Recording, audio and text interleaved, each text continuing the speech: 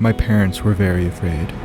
Well, maybe afraid isn't the right word, but they were definitely wary of electronics. Any sort of anything had to make it through their filter. Like I couldn't watch Pokemon because it made me want to hurt myself and others. While the other guys in my class were able to watch Family Guy and play COD, it was a struggle to play E10 games as a 9-year-old. Like, come on, Mom, why can't I play Disney Infinity 2.0? It's full of all these characters from stuff you approve. We can watch Monsters Inc. What do you think Sully's gonna... Whoa. Getting exceptions made was an uphill battle, and when it came to shooter games, it was impossible. Given the extreme violence of the genre, I began to give up hope of ever playing a game in it.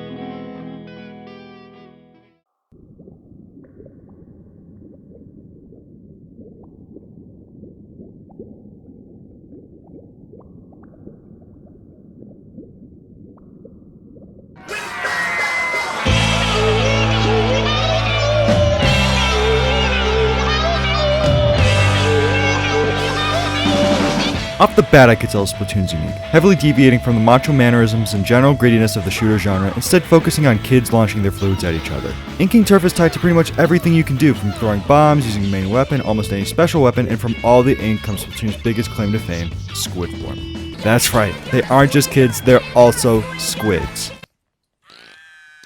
While this unique facet might take some getting used to, it opened up the gameplay immensely, further pushing Splatoon's fresh experiences in the field. But on the topic of getting used to it, the controls. A Wii U exclusive is no surprise that Nintendo honed in on a certain control scheme being motion controls. You tilt the gamepad in the direction you're aiming in, and with some slight adjustment... Bro, no fucking way. Okay, well it might have not been the best received, but the way you play is actually... Splatoon is a game full of extremes, and with extreme highs come extreme lows, cause dude, stop, I'm gonna steal. Some stages were really rough, yeah, but honestly, a lot of the bad stages still had a lot to enjoy. Nearly every stage had a unique gimmick to its design, so everything felt really distinct from each other. And that uniqueness isn't just in the geometry itself, too. From an underpass to a resort to inside a video game company, the devs' creative energy always shine. The maps also taught me a little something about life, the importance of a solid foundation. A little corny, I know, but if your starting point is unbearable, you can only branch out so far. And this may be a little controversial, but it may open up the argument that stellar maps are a little more important than stellar weapons. I mean, what's the use of having the greatest tools known to man, but only 2 wooden boards to use them on? The highest quality paints, but only half a jizz napkin to use them on. Weapons should not be thrown to the wayside, don't get me wrong, but the environment one interacts with is crucial. Nintendo has prided themselves on how the world of Splatoon evolves. It changes with time, as does anything, but far more impactful than that are the players. A novel in-game event where you fight for something to become legally better, and with the heightened stakes in the community, it no doubt reinforced my early connection to the game.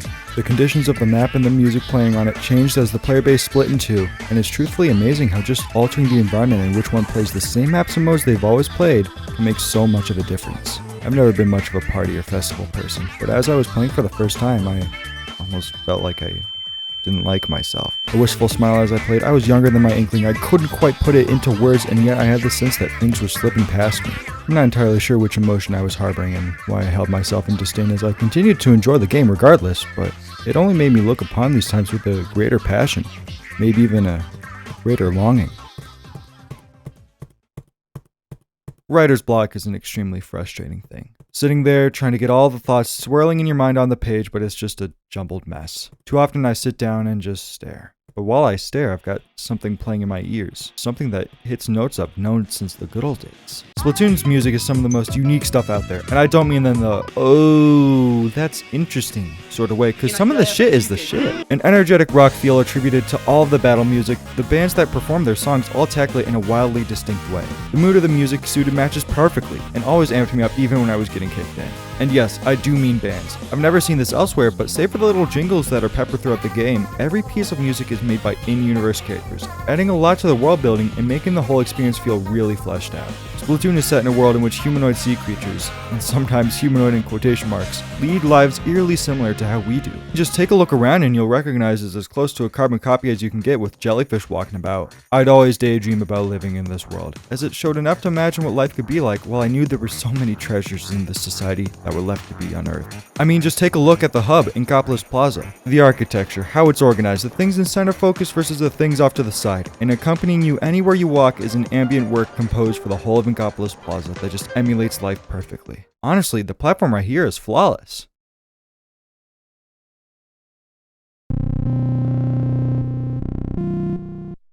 There is no such thing as true purity. or just life's natural instinct to find balance. Many argue on what balance is, whether it's best to cling to a past where it is thought to be achieved or move forward in newer ventures. Regardless, there are those who do not care for balance, discarding all else to revel in their own amalgamations of enjoyment. A grotesque plague of a people. It is undeniable that it really wasn't that deep.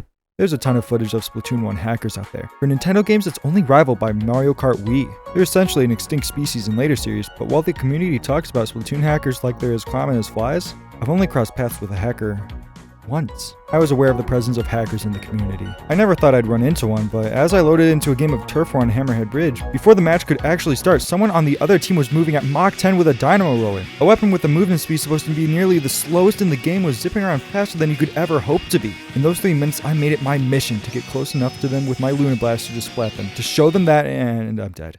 Yeah, I don't know what I expected. Who's gonna win in a head-on collision? A stagnant jet turbine or a train moving at physically impossible speeds? I kept trying and failing, time's running out until finally, I did it. With 2 indirects too, I don't know how you fumbled that hard to let me splat you with 2 indirects. It felt so rewarding splatting that hacker. I wished others in the community could share in my triumph. YouTube was nowhere close to the size it is today, but there's an argument to be made that the Splatoon community was its most impactful back then. Every Let's Player was hopping on that shit. I mean, we haven't had a big new IP like this since Pikmin. However, the main thing inspiring me to touch on the community is the artists. On YouTube, Splatoon animations were plentiful and doing numbers. Like honestly, it's just absurd seeing how well these things did. It was also through consuming everything that had to do with Splatoon that I learned some more adult lessons. For example, I learned don't you ever in your life look at Splatoon fan art in class. Just don't do it. Why do they gotta make it weird, okay? It just doesn't make sense. I get Splatoon attracts an odd crowd, but why is there this green blob character with the long elephant nose where his leg should be? What's the Inkura situation? The art is so weird that CPR gets less results than Marie Rumbly Tumbly Inflation. And if we go over to Miiverse, it's chock full of off-the-wall shit. For example, this drawing always stuck out to me. Why is Marie drooling over quote-unquote white ink? People are saying there's more to it. It's milk! Why are you drooling over milk? It was weird, yeah, and definitely a bit much at times. And yet, in spite of it all, I found myself returning again and again. But on April 8th, 2024, the community took a lethal blow. Nintendo shut down the 3DS and Wii U servers. It makes sense from a business standpoint at least. I mean, the Wii U's install base was so small to start with that the pain wasn't too widespread. Still, I was sad I wasn't able to fully experience this game ever again.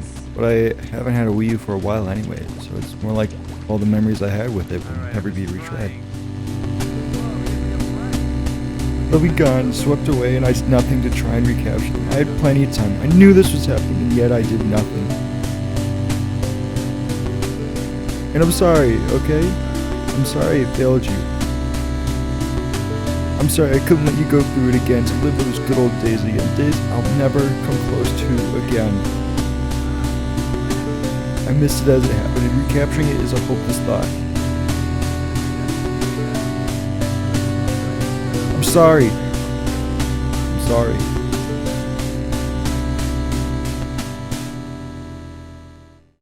It's okay. The community took matters into its own hands. Not even a week had passed before fan servers had been set up. Just make an account, mess around with the linking, and bam, you're good. And not only that, but they allowed people of all ranks to play together, making finding a match dramatically easier. All of this had been on my mind for a while now, until I finally budged. I bought myself a Wii U off eBay, got a copy of Splatoon, and sat down to satiate my longing, to reclaim times of glory. And good COD, it was glorious. Everything was broken. People were coming back in like 3 seconds. Anytime anyone sneezed in my direction, I popped an invincibility special. And it all happened on one of the best feeling maps that's been around since the game's infancy. Splatoon's absolutely busted. This game has been since way back when, but it's got some of the best stages in the series, the most action-packed meta, and above all else, it's just fun.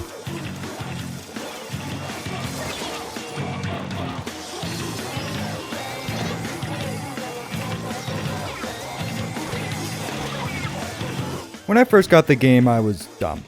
Like real dumb. Like dumb to the point where I wasn't sure if I needed a Nintendo ID to play online dumb. So when I opened up the game and wasn't able to play online, and my father said he wouldn't be able to make the ID for me until Friday, there was naturally only one option. I waited. But when I was able to play, I noticed the other players had certain gear, had certain weapons I couldn't get a hold of. The final piece finally falling into place, I knew exactly where to go.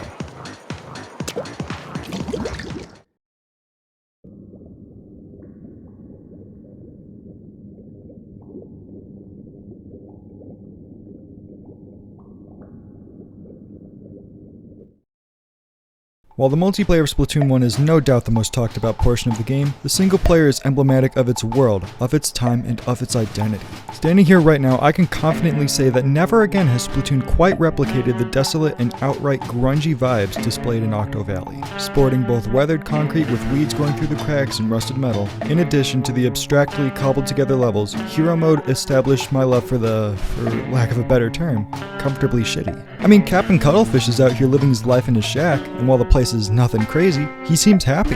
I'm happy, in this moment, as I continue to move through Octo Valley yet again, but I'm not nearly as overjoyed as I was when I was here for the first time. But let me just hold forward, the longer I go for it, the more chances I get to hit the peak I once felt. Zapfishes are good, yeah, but not the same. Oh, but here's a Sunken scroll. These are one of my favorite parts of the series. Finding them was consistently They're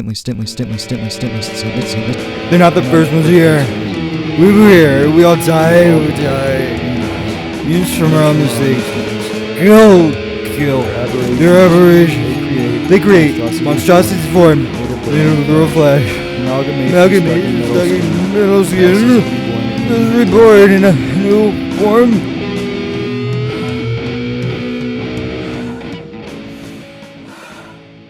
It's enthralling, isn't it? I've never cared the most for the story of the game, but the lore always captivates me. While it maintains a colorful and family-friendly demeanor, the world of Splatoon was kick-started by nuclear warfare, raising sea levels to an extreme degree. I was absolutely hooked when I first experienced all this, and now that I'm reading the Sunken Scrolls again, I'm realizing just how many emotions I'm reliving now.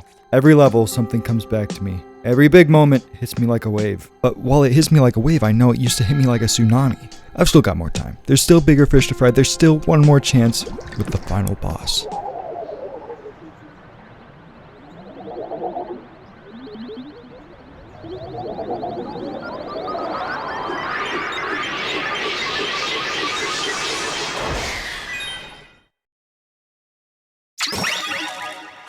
I'm back. The pinnacle of the campaign. This moment I so enjoy will surely match memories I cherish of beating him previously. But something's wrong. I remember struggling against him and being beside myself with the enthusiasm to keep going forward. And even though I'm so much more successful right now, I can't come close. I like the time I'm spending here, but it's just not the same when it could be so much more. And wait, my heart is racing. There's no risk at all. I'm not going to lose. Why am I feeling like this? I'm longing for past treasures. I'm not ready for future endeavors. Why am I feeling like this? They say you only realize the best times of your life when you stop living in them. Well, that's mostly true. There's been a few times in my life where I stop, take everything in, and see. I remember walking to health class with my friends in this weird, out-of-the-way hallway and thinking it. And I remember sitting in the room that my elementary school used as a gym, lunchroom, and auditorium, looking forward as the projector displayed an animated music video of Feliz Navidad, and turning to my best friend and realizing, I'll miss these times. But the earliest this happened is when I was in the same situation for the very first time. DJ Octavio had been kicking me in again and again. Multiple times I died right on the narrow path facing him as he had nowhere else to turn. I knew each time I was getting closer and closer, each time I got more and more invested until my final attempt. I don't remember if I did anything special to win. It was probably just marginal improvements, but I do remember the overwhelming sense of accomplishment when I beat him. A lot of Splatoon fans swear up and down by the Calamari incantation, and while I like it too, Maritime memory means so much more to me. It's the song that's linked to a strong sense of achievement, of peace, and a feeling that I could never place that has plagued me throughout my experiences within the game. In the same space now, I realized it was a feeling of nostalgia for the present, as I knew deep down that I was living one of the most impactful moments of my life. I hated myself due to my fear of losing it, my fear of it ending. I won't ever be able to fully recapture my feelings the first time I ran through this. But hey, you can never recreate your first anything. I began my journey to pursue the past, and even though I didn't quite reach it, I'm still happy. I know I'll cherish it. For sitting here, all of these emotions swirling about me, I know I'm living the good old days.